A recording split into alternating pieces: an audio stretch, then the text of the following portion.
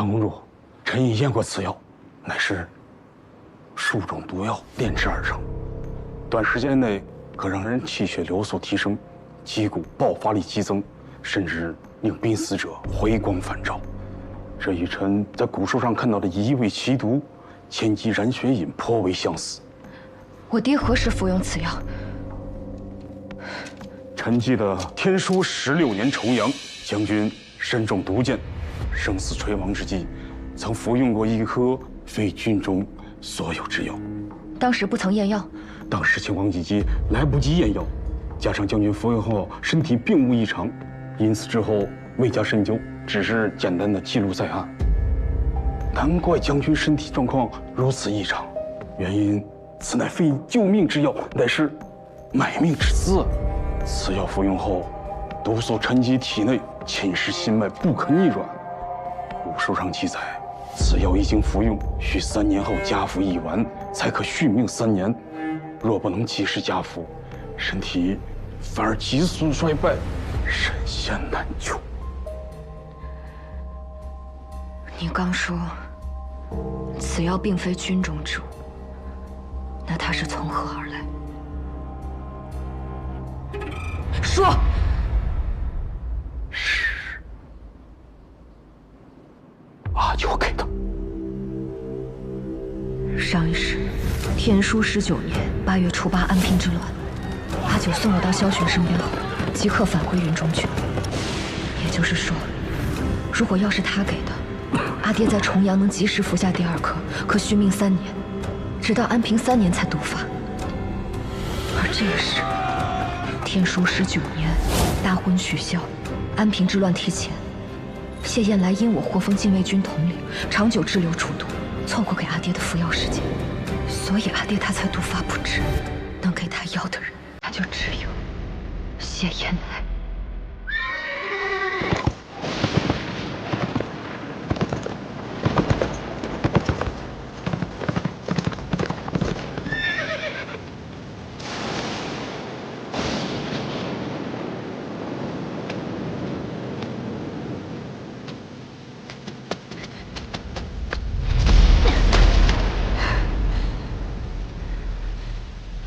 你给我爹的。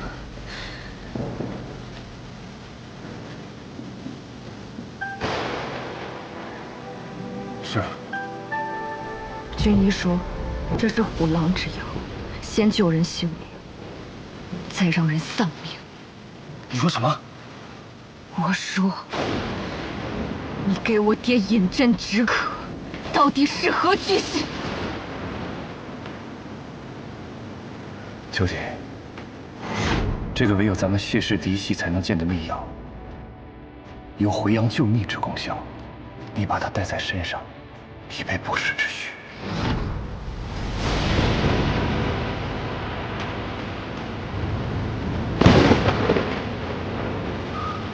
有。你骗我！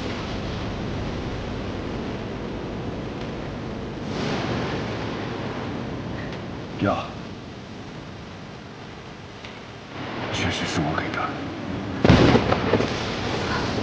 如果你想报仇，现在就可以取我性命。这就是你的解释吗？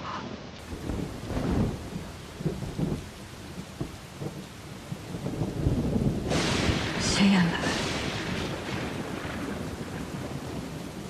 你当真以为我不敢杀你吗？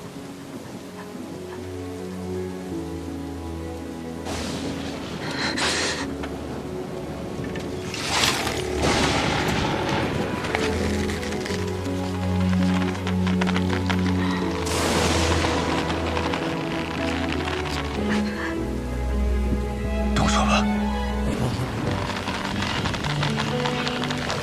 生活在风起煎熬，烈焰中咆哮，把恨与烧出破晓。命运困我于囚牢，也不想深敢低头。求饶，总是有光渺渺，我自桀骜，浮游于怒沧海，不问今朝，不问结局，我一心我。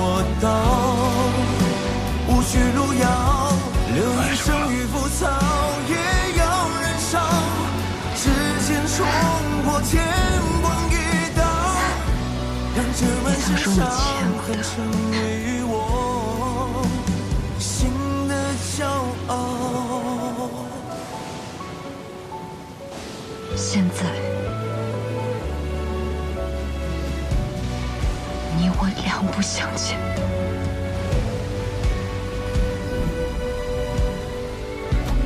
孔雀后窗暗角，只为人笑，纷纷扰扰，人间惊鸿伴你照照。星火在缝隙煎熬，烈焰中咆哮，把寒夜烧出火硝。命运困我于囚牢，也不想深渊低头求饶。总是有光渺渺，我自桀骜，浮游于斗沧海，不问今朝，不问结局，我一心我道，无惧路遥，流连生于浮躁，也要燃烧，指尖冲破天光一道，让这满身伤痕成为我骄傲。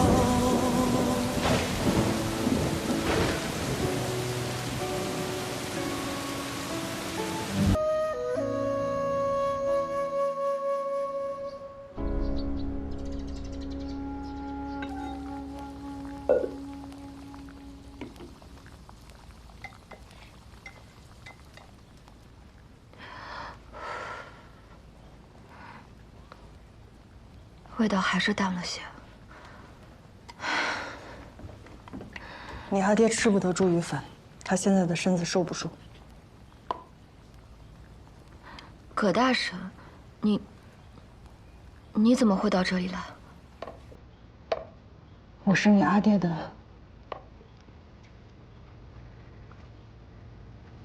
故人，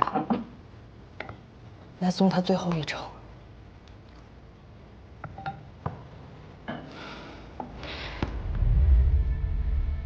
你到底是谁？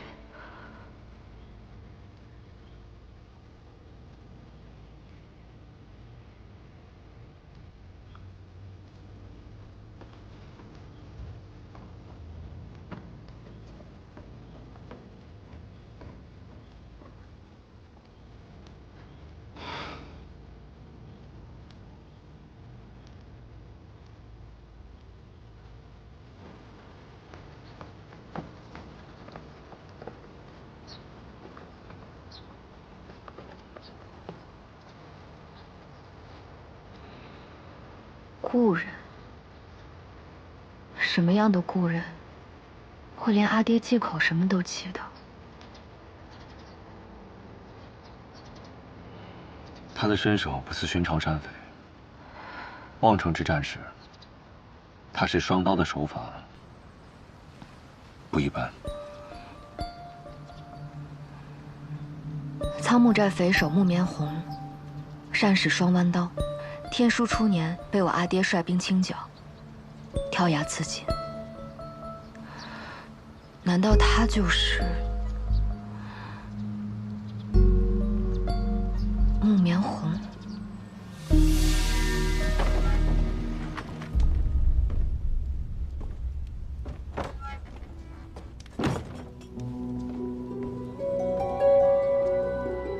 将军，这是府上新来的侍婢，不会说话，但熬药煮汤是把好手。又老了。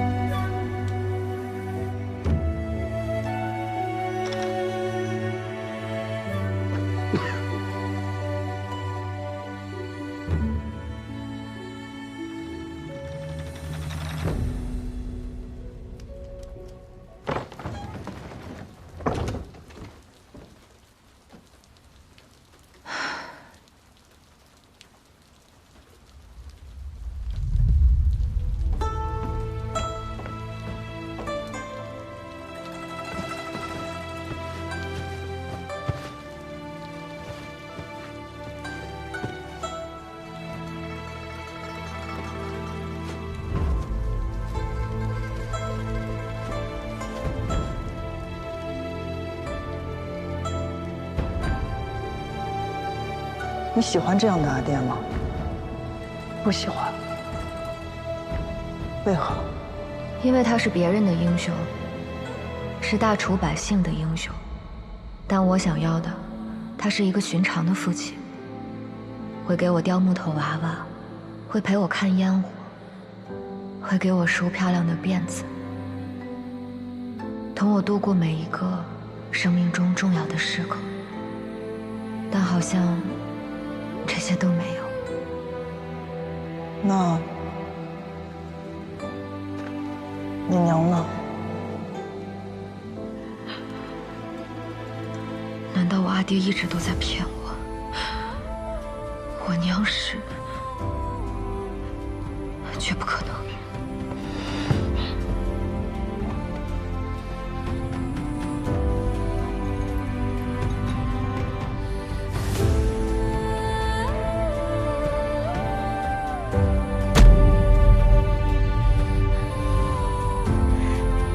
张张，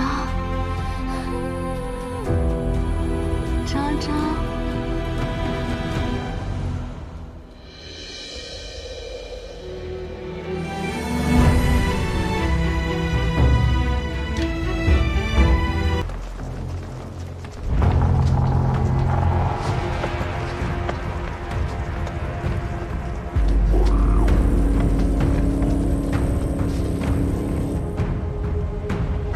他们早有准备，这是要瓮中捉鳖呀！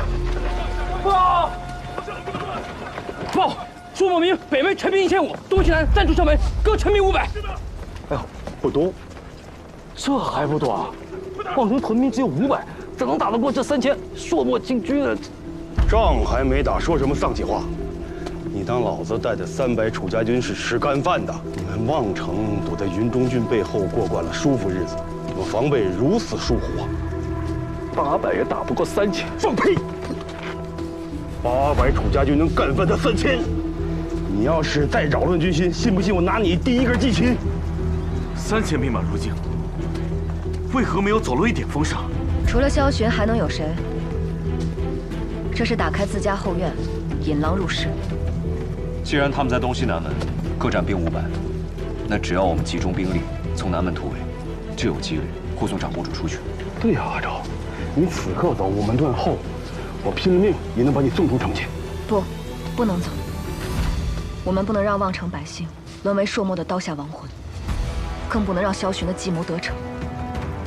望城在云中郡后方，若是朔漠打下望城，萧南王一定会趁势出兵，朔漠就有机会夹击云中郡，到时大楚势必陷入战乱，萧巡再趁乱夺围。所以，望城不能丢，我也不能走。你没事吧？葛大婶，你怎么来了？你们又是哪路神仙啊？望城城门已经被朔漠人给封死了，你们是怎么进来的？这位是仓木寨的葛寨主，这位是葛大婶。仓木寨，山匪。对。我们从东门闯进来，那边约莫有500朔漠人。葛大婶，你来的正好。你如果需要，吩咐便是。我们先回府衙议事。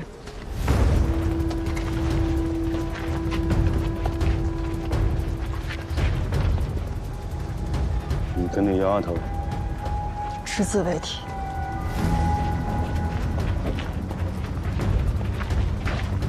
葛大婶，仓木寨的弟兄们又来相助，楚昭实在是过意不去。先前对抗萧南追兵，已是连累大家。如今望城危急，竟又要拖累你们。话这么说就见外了。我们仓木寨虽是山匪，却也知晓什么是大义。敌军当前，谈什么拖累？我对仓木寨的承诺一直有效。记着。长公主说的没错，末将搜城发现了10几名朔漠人和部分武器，已经全数缴获。赵大人，布防图。朔漠兵取道萧南郡，而萧南郡山路崎岖，他们的粮草辎重肯定所带不多，所以他们比我们更心浮气躁。对，方才在城墙上的确听得马蹄声杂乱，所以他们迫切想拿下望城，以望城为据点补给粮草，在前后夹击云中郡。若是萧巡此刻带萧南郡的人马增兵朔漠，我们应当如何？以我对萧巡的了解，他既要借朔漠这把刀，必然要等刀见血才肯现身。他要等朔漠兵占据望城，这3000借道的朔漠兵就是他给朔漠的诚意，所以他的人暂不会有所行动。朔漠3000，对我们800，他们还是更占优势。望城城防物资有限，要如何取胜？我阿爹说过，历来打仗并非比谁的兵多，如今就让他们见识见识我们大楚如何以少胜多。长公主讲得好，你可有什么谋划呀？阿九，可有打探到敌军粮草和水源？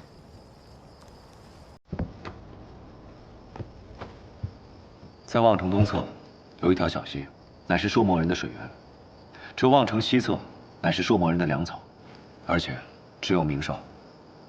赵大人，水路上游可有支脉、隘口等水脉地势？你要断掉他们水源？城外5里处有条水道，每到旱季便会干涸。如果引水倒是可行，只是我们现在无法派遣民夫前往。这个交给我。你有什么办法？别忘了，我们可用鼓哨联络城外仓木寨的伙伴，让他们在水道处连夜行动。那就劳烦葛大神安排。你刚说西门有暗道？暗道通往此处，只不过是先帝年间修的，早已废弃了。阿九，你方才说粮草在西侧，对吧？不错。那即便是废弃暗道，也能为我所用。赵大人，传令下去，全城百姓庇护，严禁与城外来往。是。另外，将守城物资和粮草全部调往城南。北门敌军最多，你反倒把城防物资往南门堆啊？调虎离山。不错。这城门都封闭了，你拿什么传递信息引朔漠人攻打南门呢？朔漠3000兵马围城，必定料定城内人心浮动。若此时有人携城防图投诚，你们说他们会不会信？那急于破城，当然如饿狼见肉。我是贪生怕死之态，我骗不过朔漠人，我去。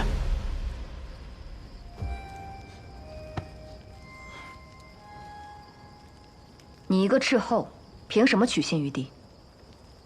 我凭何取信敌军？长公主应该很清楚，不是吗？此去九死一生，你可想好了？我想好了，但我有个条件。混账！大敌来犯，你也敢提什么条件？我知道你的条件。此战若成，你活着回来，我为你向朝廷请功。朔漠人真相信他带去的假线报吗？不，我让他带去的是真的布防图。毕竟我确实把粮草运往了城南，没有什么比用真相编织一个谎言更容易取信于人。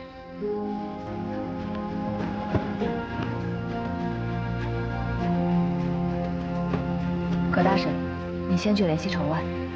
朔漠人确认了梁强带去的城防图后，必会增兵南门。此时西门守备减少。阿九、葛寨主，你们趁夜从城西暗道出城，火烧敌军粮草，乱其军心，中书、葛大神，你们火起为号，待敌军大乱，率800精兵从北门出城冲阵，一举击溃朔漠主义，再逐一击溃四散队伍。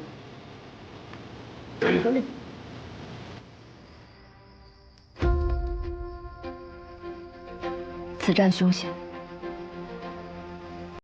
大家务必小心。是。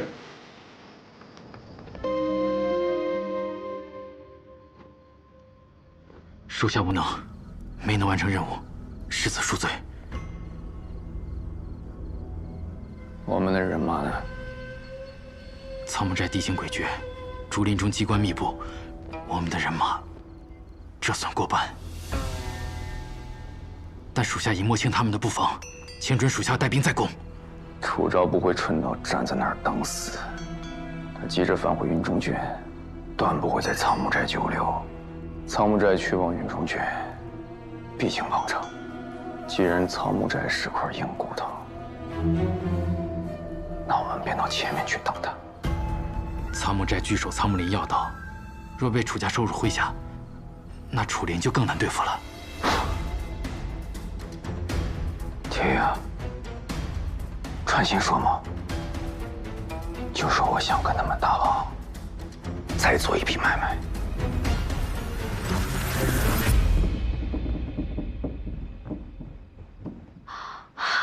恭喜陛下又赢了一局。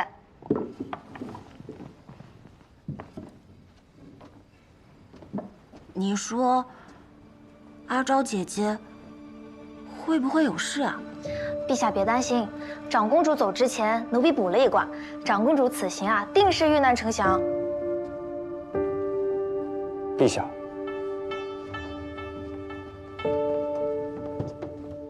三舅舅，你这么晚来，是不是姐姐和舅舅出了什么事？你燕来舅舅武功很高，会照顾你阿昭姐姐的，不要担心。只是这楚宁将军擅自斩杀朔漠使者，恐引来祸端，而且他旧疾复发，怕是熬不过这个冬天。那日朝堂上，太傅说过，若楚将军出事，朔漠会起战事，所以边郡需要早做准备。正是如此。这云中郡20万边军，关乎我大楚命脉。若朔漠趁虚来犯，阿宇，你敢不敢一战？孤必然要迎战的。大楚从不惧于战。好，那三舅舅再问你一件事：如若楚林身死，这20万边军该交给谁来统帅？燕来舅舅，他武功很厉害。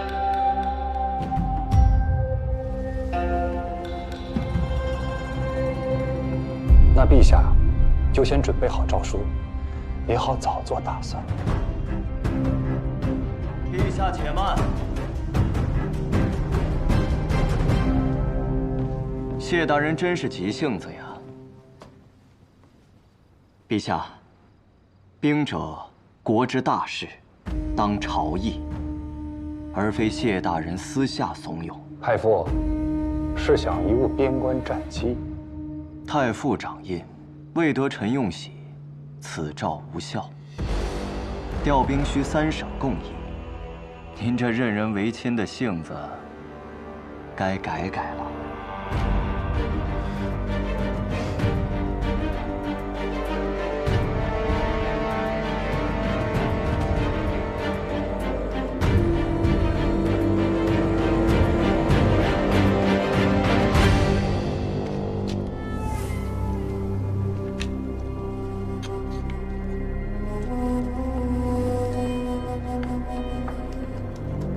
萧巡传信，楚林病势沉重，大楚朝堂已乱。他想请我3000朔漠精兵绕行萧南郡，直取望城，与萧南军合围云中郡，而后共分大楚。他倒是比谁都着急，这些年的稚子时光，愣没磨出点耐心来。楚岭啊，楚岭！咱们俩缠斗足足20年，你舍命相守的大楚，早就被蛀空了。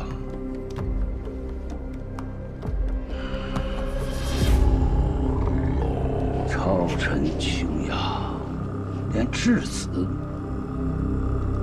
都还勾引外敌破国门了。如今也该是收取云中郡的时候了。可萧南郡山道险隘，粮草辎重难以通行啊。望城在云中郡的后方，守备不过尔，轻骑简从，连夜奔袭，快速攻下，不成问题。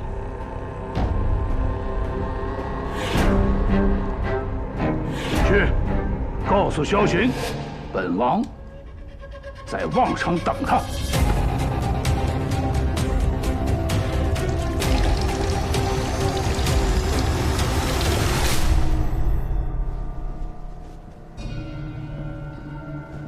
儿啊，此事还需三思。朔漠王他狼子野心，与他合作无异于与虎谋皮。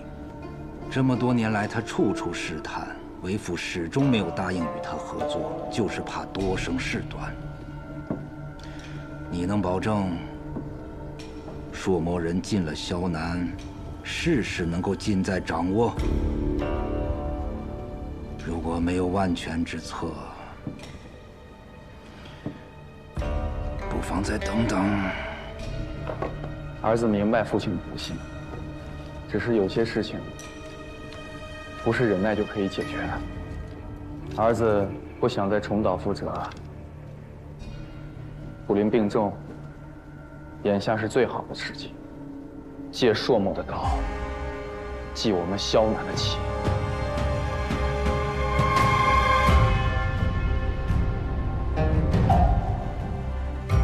恢复明白了，既然你已经想好了，那就去做吧。多谢父王成全。玉。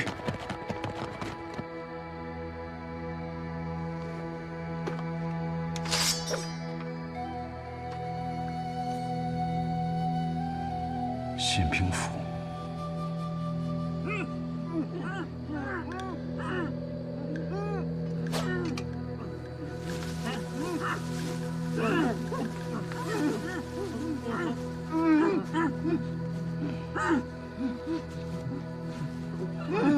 这是边军惯用捆绑犯人的手法，难道出内贼了？我们是望城信兵，山匪穿了我们的衣服，往北曹镇那边的驿站去了。北曹镇驿站直通云中郡。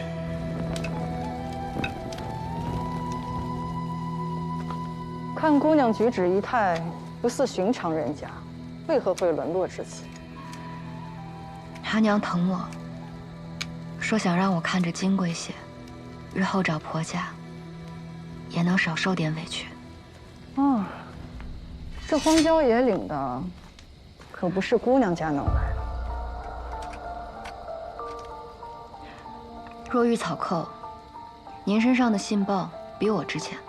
夜路崎岖，你又孤身一人，若遇歹人，怕是叫天不应，叫地不灵。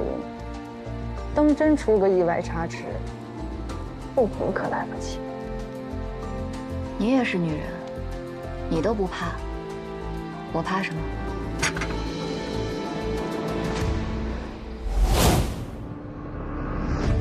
说话时，头部无突出，桡骨角度平缓，锁子甲肩胛下垂3寸，说明肩部窄于正常男边。膝盖垂直内收，落地时足尖先触地，而非全脚掌，是女子避免裙摆沾尘的下意识动作。破绽不在于伪装，而在于习惯。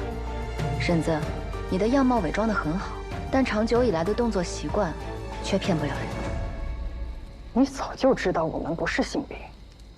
我从小在军营长大，没有人比我更了解士兵。而且，你们的种种行为不像是信兵，倒像草寇。既然你已经识破，为何还要跟我们走？婶子不也一样吗？丽娘的那句至死不悔，到底还是露了破绽。你早就看穿了，不也还是让我跟着吗？想从我身上得到什么？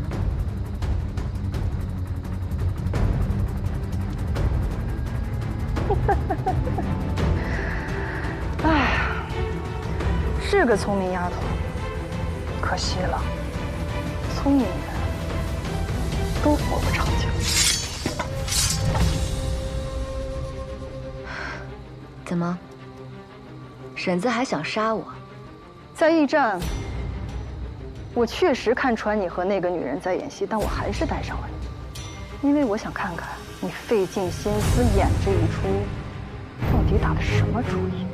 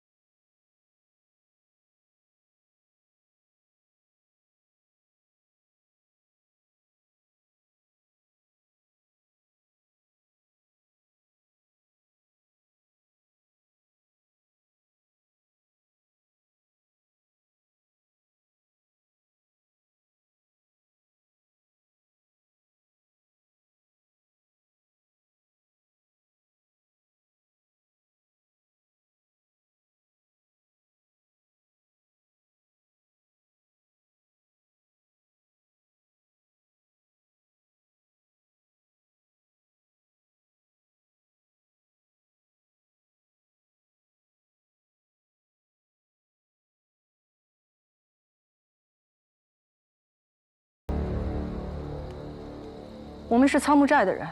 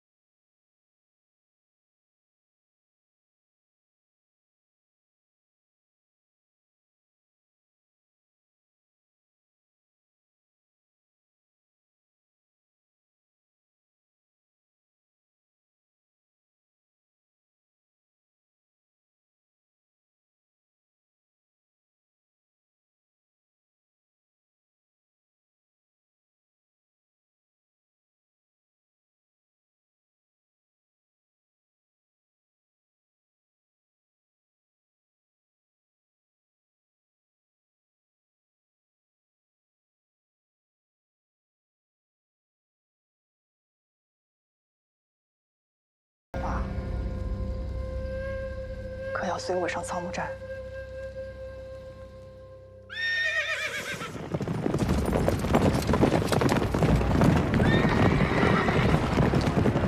哎呦，周姨，你是打点啊，还是住店呢？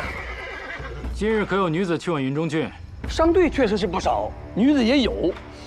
不知爷您说的是哪位啊？哎呦，一个偷了家中财物跑出来的丫鬟，细皮嫩肉，不像吃过苦的。这荒道上行走，这个丫鬟都少见，你更别说这种细皮嫩肉的这。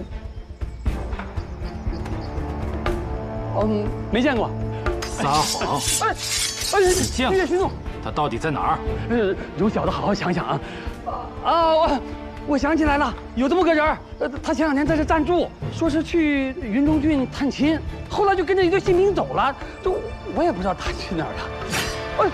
但是我知道他娘亲的下落。娘亲啊，对，他娘亲雇了个马车送自己回咸阳老家了，就在往北3里地那个车马行雇的。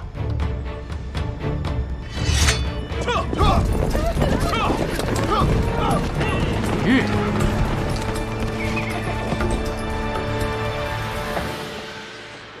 我回来，我不。这位军爷，您这是？欠了我那么多的钱，你。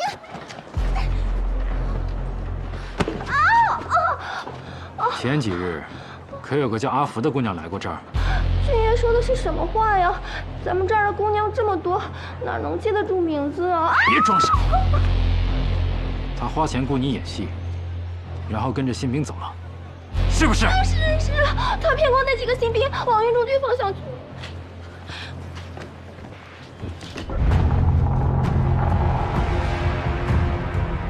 很好，连老天爷都想让你死。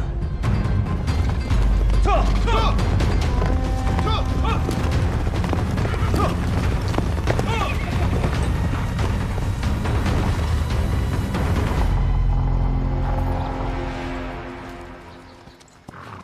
这片林子处处透露着古怪，机关陷阱不下100余。倘若这只是一个贼窝，未免也过于隆重了。他们真的可信吗？我不确定。不确定，你非要来这儿？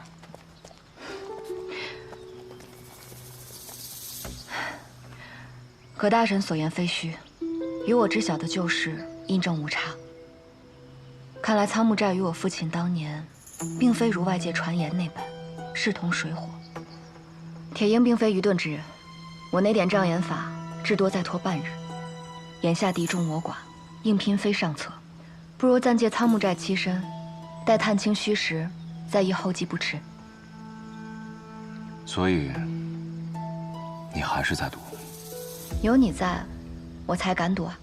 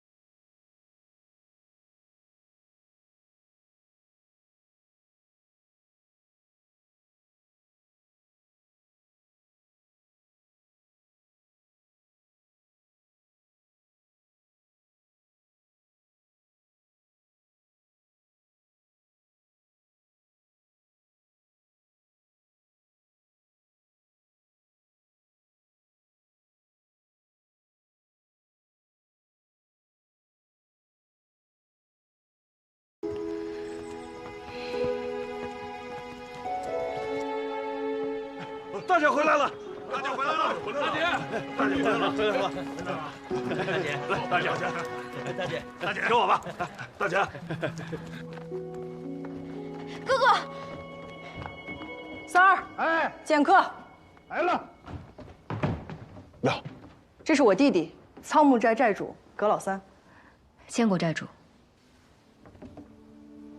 小曼，坐。你怎么还带俩人回来？接贵宝弟毕格奈。毕格奈，那二位怎么称呼？他叫阿九，我叫阿福。阿福啊，好名字啊，听着就有福气啊。葛大婶，有件事情我想问。我知道你想问什么，别担心。刚才一路进来，你们也看到了。我们名为苍木寨，藏身在这苍木林。山下有句俗话，进了苍木腹，哪有回头路？这林子又大又深，是个天然的堡垒。再加上那些机关陷阱，竹林搭天网，藤蔓缠地锁，生人闯不进，野兽绕道走。在这儿，保管比外面安全。那如此隐秘的宝地，大婶就这么放心带我们进来？就不怕？苍木寨看人最重眼缘，既信了你，便不会怀疑。小曼，先带他们去安置，等外头安全些，你们再上路也不迟。多谢大婶，给寨主添麻烦了。不妨事，不妨事。来，这边请。那个好好休息啊。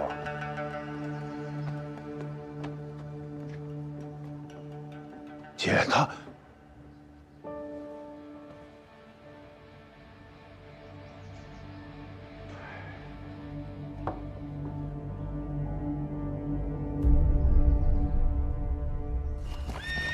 这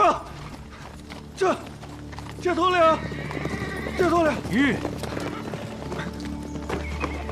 这头领，不好了，我们要追的新兵队和长公主，全部在仓木寨方向，消失得无影无踪。跟去的兄弟，全部丧命在了仓木寨山匪手里。仓木寨，我答应过世子，我一定会把楚昭的人头给他带回去。全体听令，加快速度，向仓木林进发，一个活口都不要留。我倒要看看，这帮山匪余孽，有什么能耐护得住他。驾！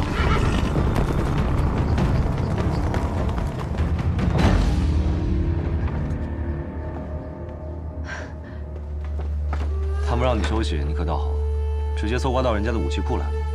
参谋林大，虽然他们表面上对我们和善，但不探查一番，你我如何真能放下心来？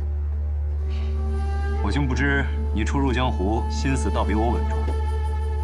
哎，你来看这个，小心。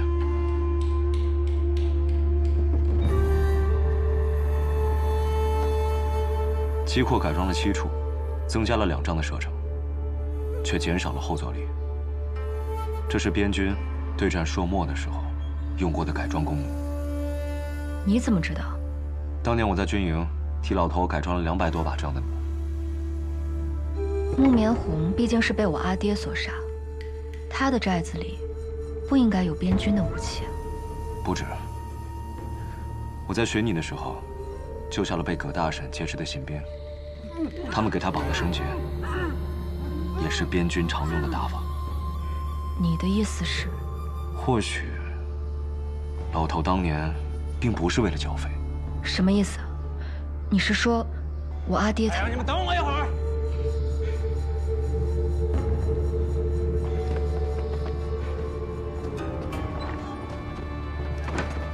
马上就来。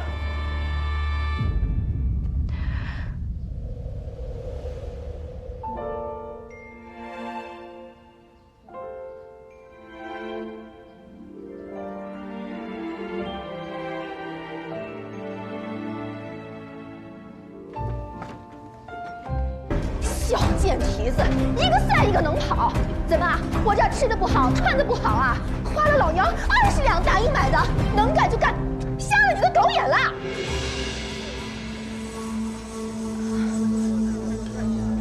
又见面了。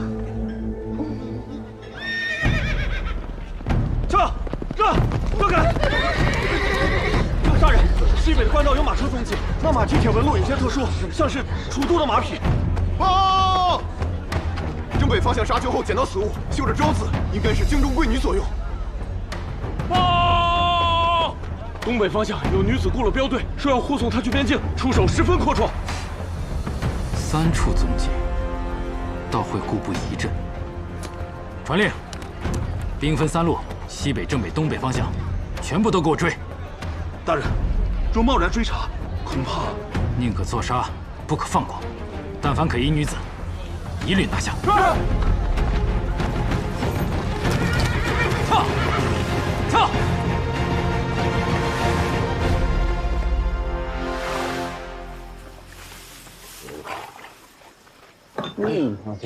这牛肉不错啊，一成。哎，你这驿店虽小，倒是挺会照顾人呐。军爷们往云中郡去送信儿，这一路上风餐露宿，那到咱这儿那个到家一样，是吧？自然得吃顿好的。这丫头哪儿来的？不是你们这人的。这丫头命可苦了，她爹呀在边郡当差，他们母女俩千里迢迢去投奔，没成想这半路上她娘亲就染上重病了，这眼看着这人就。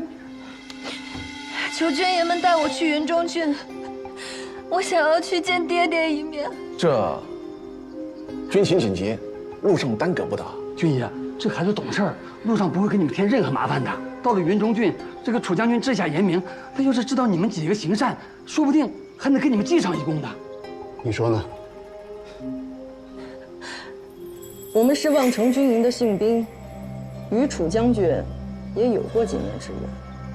把头抬起来。 边郡驻军繁多，报上姓名、来历。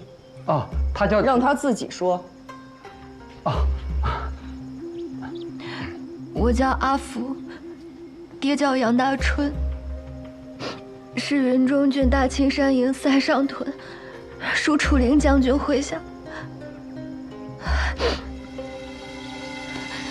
这是爹的信。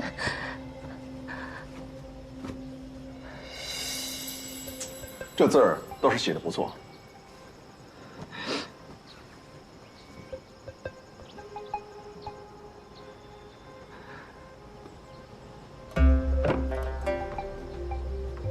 带我们去见你娘，若情况属实，我们便带你上路。哎呦，快起来！我带你们去。娘，有军爷往爹那边去呢。娘，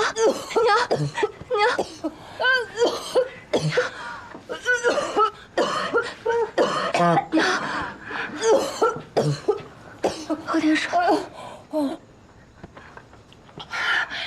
军爷，你们是我大青山营军吗？不是，不过我们顺路。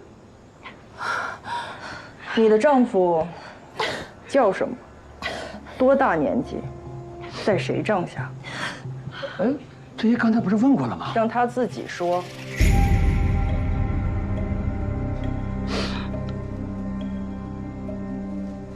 我丈夫杨大春，3月初7，在楚将军帐下。娘，我们家做了一双鞋，你一定要亲手把这双鞋交给你爹。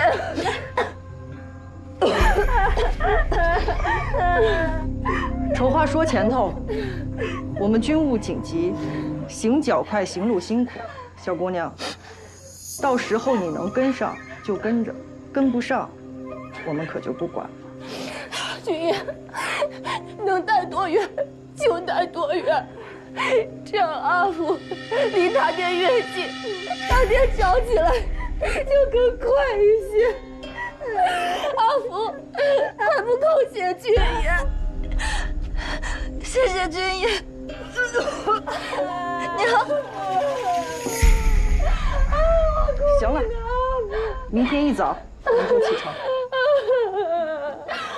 军爷，若是你有幸能够见到我们家男人，你也一定要转告他，奴家这辈子能够有幸与他结为夫妻，死而无憾。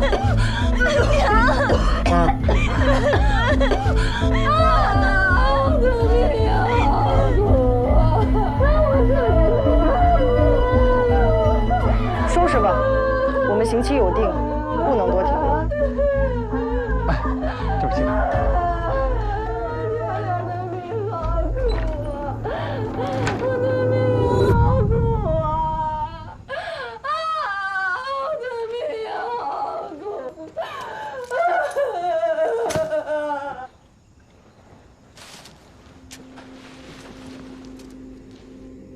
你这儿有没有与我身形相仿的姑娘？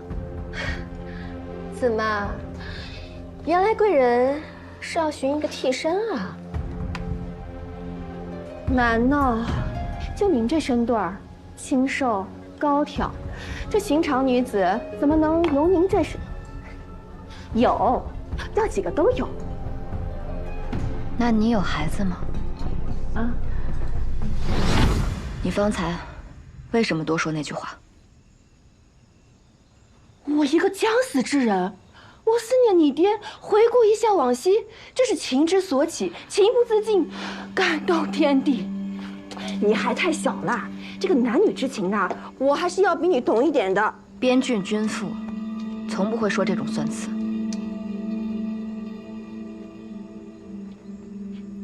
哎，怪我行了吧？哎，那明日您真的要跟那些信兵去，不会被识破吧？当然要走，因为我也发现了他们的秘密。什么秘密啊？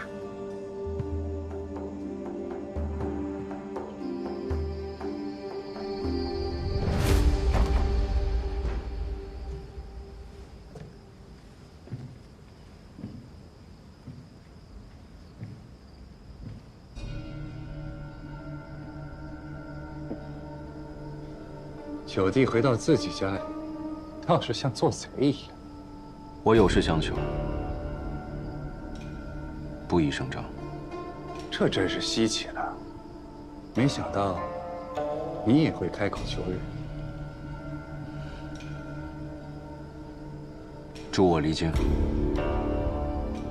你是禁军统领，不得擅离职守，规矩你比我清楚。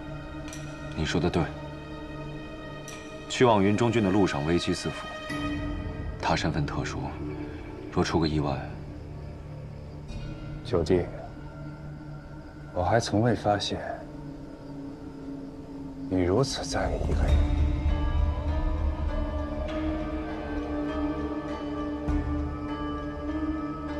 长公主可以借病遁走，你若想离京，不脱层皮可不行。可想清楚了。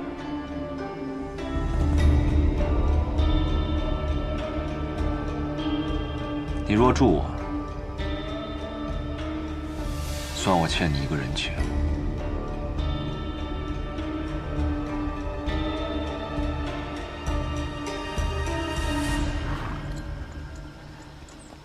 干粮和水囊都备齐了，路上你当心啊！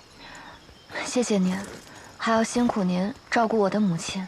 啊，你就放心吧。撤！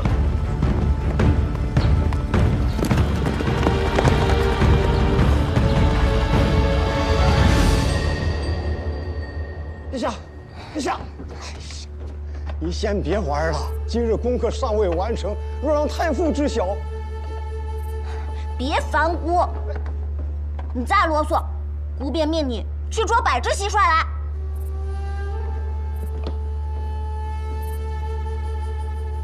陛下为何不读书？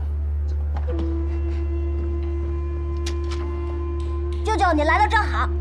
你瞧，姑这笼子里的蟋蟀，可比《论语》有趣多了。陛下，这御书房可不是嬉戏之地。你敢扔姑的蟋蟀？陛下，大胆谢延来，你敢对姑动手？哎呀，陛下，谢统领，您这是……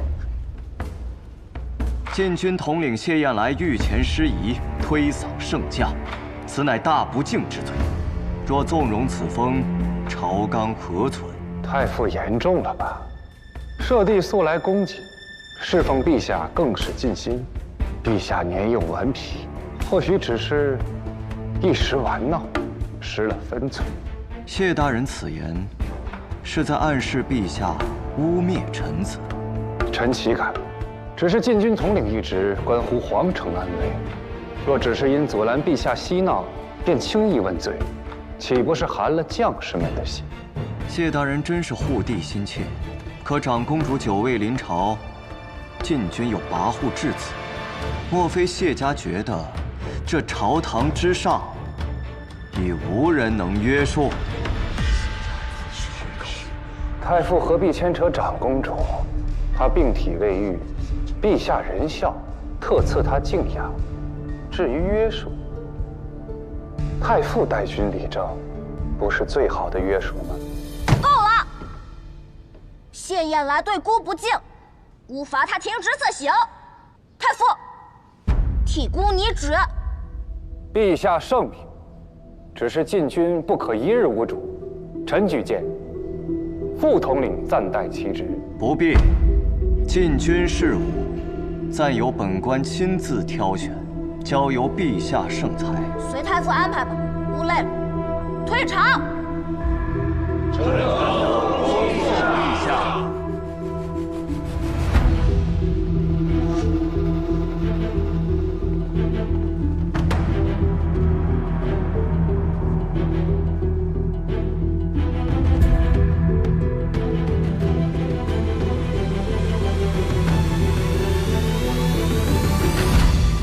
禁军统帅傅九冲撞圣驾，国旗停职待诏。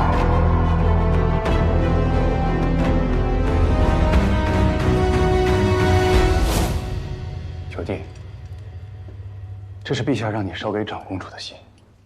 我很好奇，长公主到底给你下了什么迷魂汤？边军5年，我不欠人情。就这么放心把阿宇交给我？这皇城里多少豺狼睁着眼？所以他只能交给你。他是谢家血脉，也是你的亲外甥。那就将长公主令一并交给我吧。他若信你，自会给你。大局当前，九弟该清楚轻重。如今朝堂势力权力三分，邓毅中书李昭，我门下附和，长公主凤阁朱批不过，6部不得用印。我答应你，会不惜一切护阿宇的周全。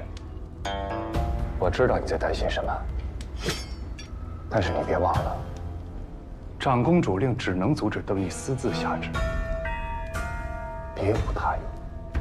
若我真想用这块令牌做什么，也必须经过邓毅的玉玺答应。有他在，只是为了方便我与邓毅之间互相制衡而已。所以九弟，你不用怀疑我的用心。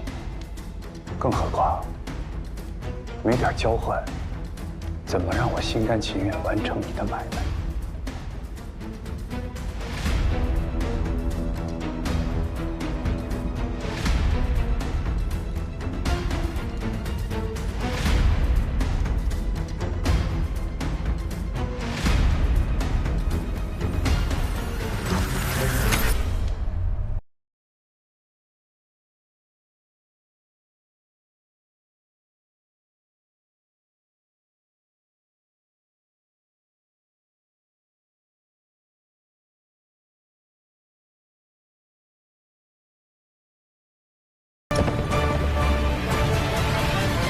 谢燕来这枚棋子离了棋盘，倒腾出半片江山，让您与谢家公子对弈。大人不打算趁小皇帝羽翼未丰，布个君臣恩义的局？萧雨这孩子，幼时受惊太重，人一多，就爱往楚昭身后躲。不对，楚昭离京，谢燕来停职。这对谢艳芳有何好处？他今日在朝堂之上，似是乐见此结果。好你个谢艳芳啊！一时不察，我竟然成了你棋局中的过河卒了。难道他是对陛下另有所谋？无妨。谢艳芳这个舅舅是个空名。陛下见他疏远得很，天生亲近不来，就怕谢艳芳抢个先手，打我们一个措手不及。放心吧，他不敢轻举妄动。毕竟朝堂这盘棋，既要抢先手，也怕落错子。只是楚灵若死，说墨铁骑直逼楚都。届时，恐怕您与谢家谁都不能全身而退。你说的对，所以这局棋虽不知道对方如何落子，但我与他皆知，楚灵现在不能死。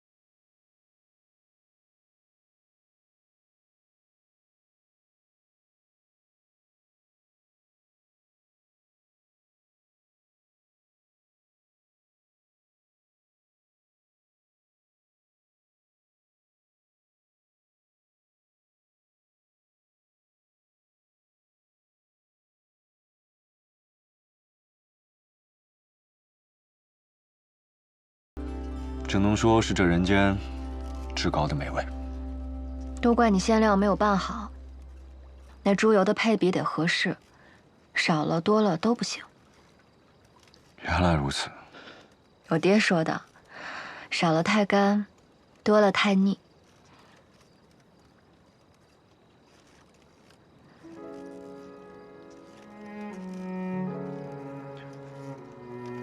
是我自己的问题。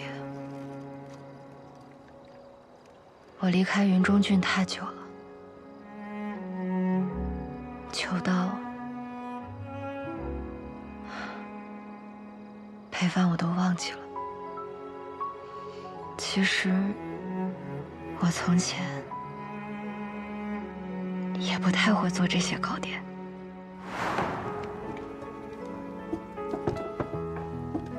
阿爹，你看，我学会了，阿昭学会做沙枣糕了。哎呦，我们阿昭太厉害了！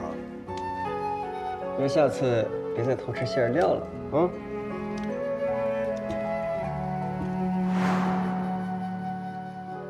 阿爹不用吓唬我，我就是想念娘亲了。我没机会承欢于他膝下，但我就想去看看，看看他看过的风物，走走他走过的青石巷陌。我娘亲若是还活着，定然不会希望我做一个只会关税的女娘，她绝不会像你这般自大。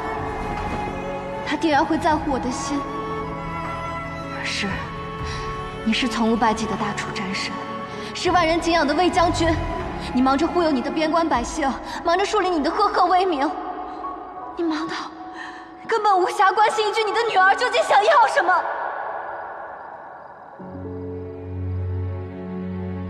想念一个人，不是一件丢脸的事。想家也不是。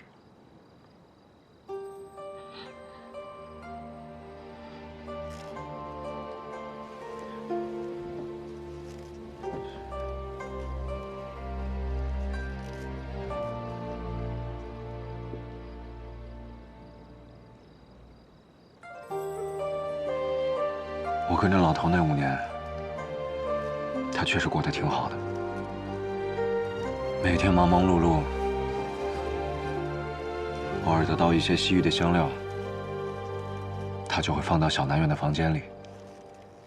出去巡逻的时候，看到好看的花枝，便会采回来，栽在小南院的院子里。因为他跟我说，小南院是你以前住的地方，收拾好了等你回去。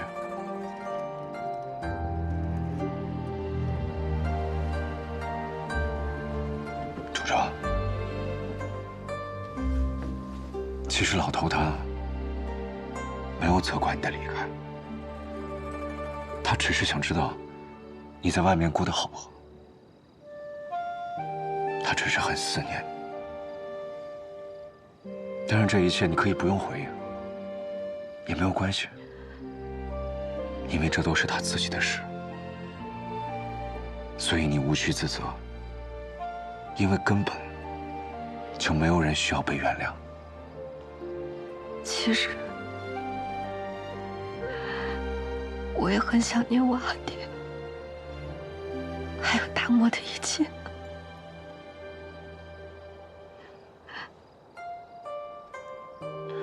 老头他是一个很严厉，但很心软的人，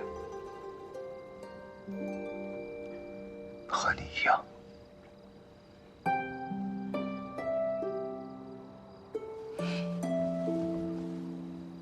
老头第一次带我去沙漠的胡杨林，他说那里的每一根枯枝都在拼了命地活着，这才有了1000年的风景。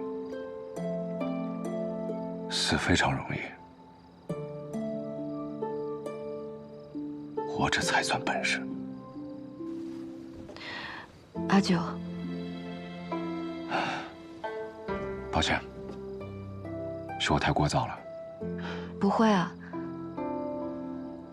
能听到你讲这么多话，我很高兴。夜深路重，殿下早点休息。谢谢你跟我说这么多我阿爹的事情。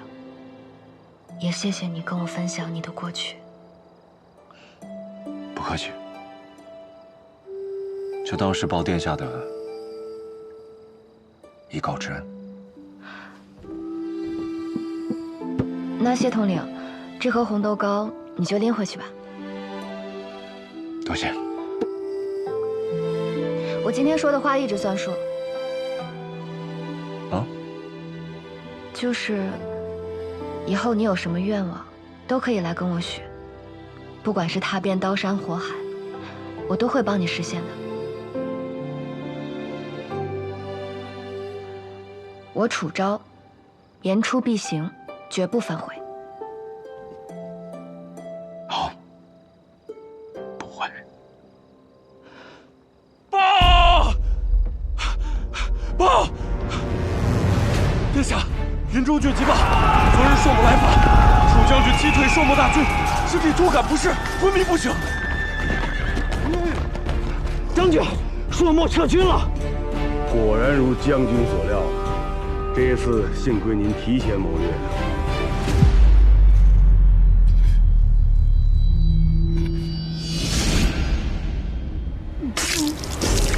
将军。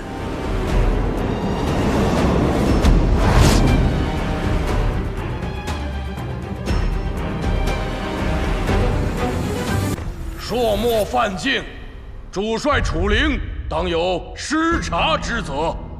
朔漠军犯境是真，楚将军令人扑了个空也是真，不问其功，反问其罪。既然领兵打胜仗，便是分内之事。云中若破，后果不堪设想，公不能抵过。陛下，楚灵治军不严，理当问罪。臣附议。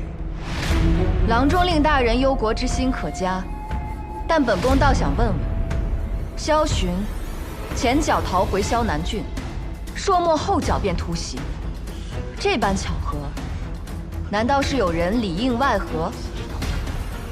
长公主的话倒是点醒了臣。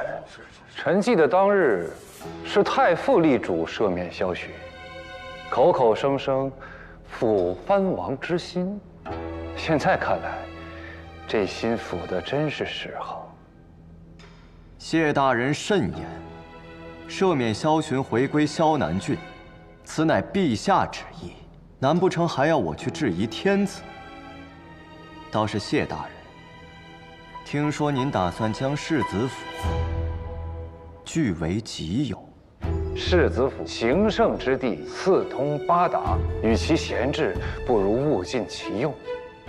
陛下体恤，赐予了臣，怎么？太傅也想要啊？够了！朔漠犯境，当务之急是稳定军心。至于内患，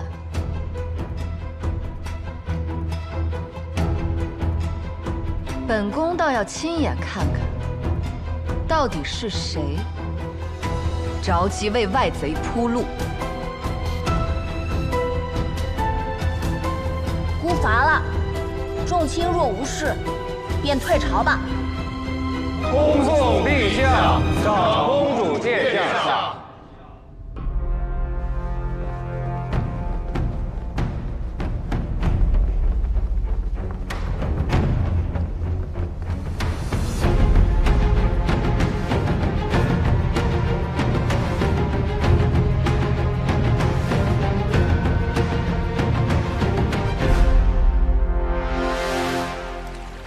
好你个谢家三公子啊，竟然敢把棋下到明面上！这谢艳芳既然能向您直言送长公主一场真战乱，就说明她有恃无恐，知道我们没有证据，不能奈何她半分。是啊，她既然敢说出口，就证明她已经留了后手了。哪怕现在我们叫人去查，也查不到任何线索。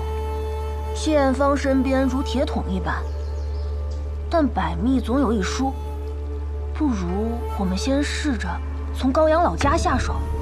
谢艳芳进京时，早已把谢氏子弟全部带在身边，如今高阳老宅剩下的几个管事的，不堪大用。不过你说的对，想要打毒蛇的7寸，就要先把手伸进蛇窝。少游，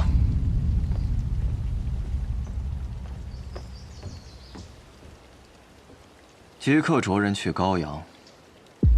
是。谢大人，这盘棋你可得好好下呀。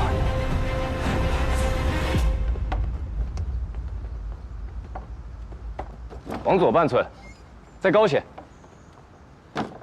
好，下来吧。这谢府二字一挂上，趁的这座宅子都亮堂了许多。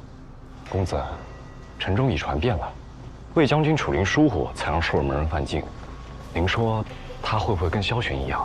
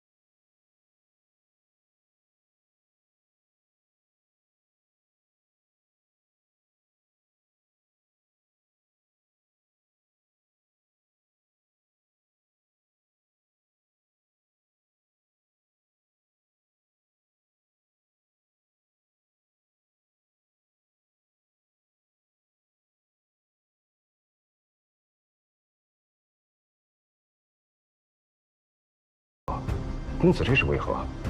我只是好奇，一个离开主人5年的狗，还能有多听话？伏羲祸相依，大富贵伴随着大危险。这长公主的冠冕戴在我头上，可未必就是楚家人的护身符。当然，我并非不感念伯父当年的照看，只是他日若我坠下高台，同为楚家人，也免不了溅你们一身血。所以堂姐，须得为自己谋划，早做打算。阿昭，你不必试探我。自你入主长公主殿那日起，楚家上下便与你性命相依，荣辱与共。好，既然如此，